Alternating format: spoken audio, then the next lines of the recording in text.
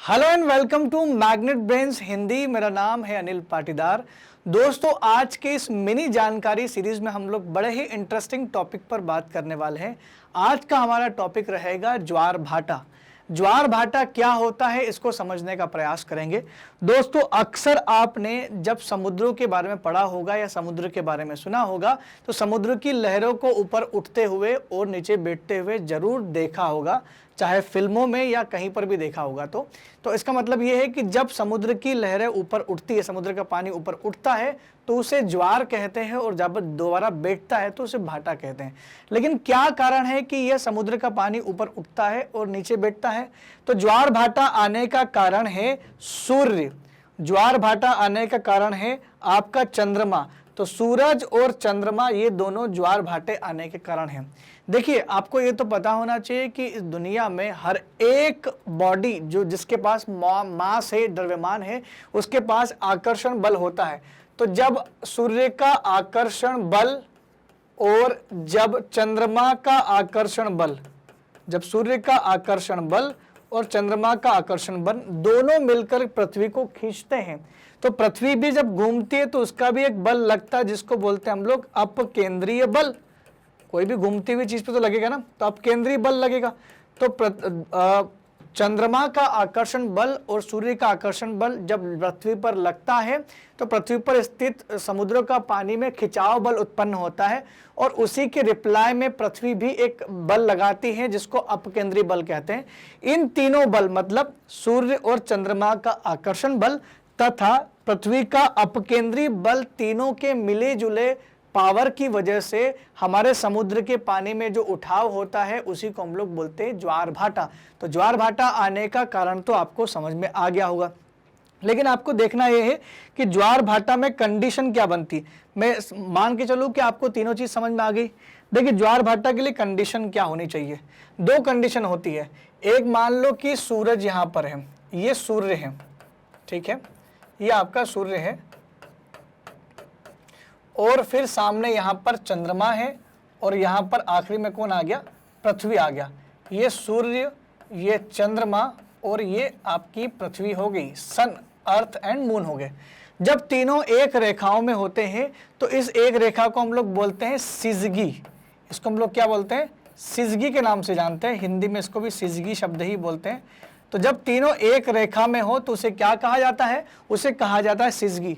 तो जब भी सूरज, चंद्रमा और पृथ्वी तीनों सिजगी की स्थिति में हो तब हमारी पृथ्वी पर जो ज्वार आएंगे उसको हम लोग बोलेंगे दीर्घ ज्वार। क्या बोलेंगे उसको? दीर्घ ज्वार। तो जब तीनों एक रेखा में होंगे तब तक हमारे देश में बड़े या किसी भी समुद्र पर दीर्घ ज्वार आएंगे, या इसको बड़े ज्वार बोल सकते हैं, ऊंचे ऊंचे ज्वार बोल सकते हैं, 15-15 मीटर तक आ सकते हैं, दीर्घ ज्वार आएंगे। अब या तो चंद्रमा यहां हो सकता है या चंद्रमा यहां भी हो सकता है, पृथ्वी के पीछे भी, दोनों कंडीशन है। ये दोनों की दोनों कंडीशन कब आती है? या तो ये कंडीशन पूर्णिमा के दिन आती है, पूर्णिमा के दिन तीनों एक रेखा में होते हैं, या ये कंडीशन आती है आपकी अमावस्या। तो अमावस्या और पूर्णिमा 2 दिन ऐसे होते हैं जिस दिन बड़े बड़े ज्वार आते ही हैं। तो पहली चीज तो ये हो गई। क्यों? क्योंकि सूरज और चंद्रमा दोनों का एक साथ बल लगेगा तो पृथ्वी से बड़ा ज्वार आ सकता है। तो पहली कंडीशन होगी बड़े ज्वार के लिए। अब दूसरी कंडीशन मैं आपको बता रहा हूं छोटे ज्वार के लिए। अब क्या होता है, जैसे मान लो ये सूर्य है, ठीक है, तो सूर्य है और सामने है पृथ्वी। सूर्य और सामने कौन है? पृथ्वी है। लेकिन अब चंद्रमा बीच में नहीं है, जबकि चंद्रमा कहां पर है? या तो यहां हो सकता है या चंद्रमा यहां हो सकता है, दोनों जगह हो सकता है, क्योंकि घूम रहा है ना पृथ्वी के आसपास। तो कहीं भी कंडीशन यहां हो सकता है, यहां हो सकता है, यहां हो सकता है, यहां हो सकता है। तो जब चंद्रमा और सूर्य, ये चंद्रमा हो गया आपका, जब चंद्रमा और सूर्य दोनों एक दूसरे से 90 डिग्री पर हो, परपेंडिकुलर हो, तो चंद्रमा का आकर्षण बल सूर्य के आकर्षण बल को कैंसिल कर देगा।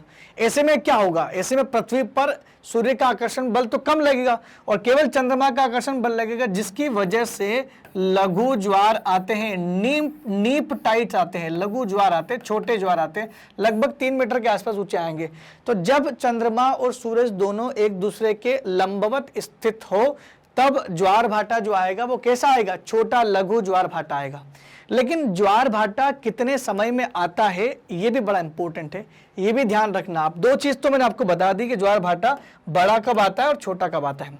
ज्वार भाटा का जो समय है वो कब फिक्स किया गया है, समय भी हम लोग देख लेते हैं कि कब कब ज्वार भाटा आता है।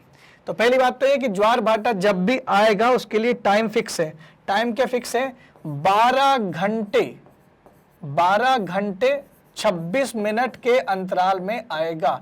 तो ज्वार भाटा हमेशा 12 घंटे और 26 मिनट के अंतराल में आता है। और 12 इसका मतलब साफ है कि एक दिन में 2 बार ज्वार भाटा आएगा।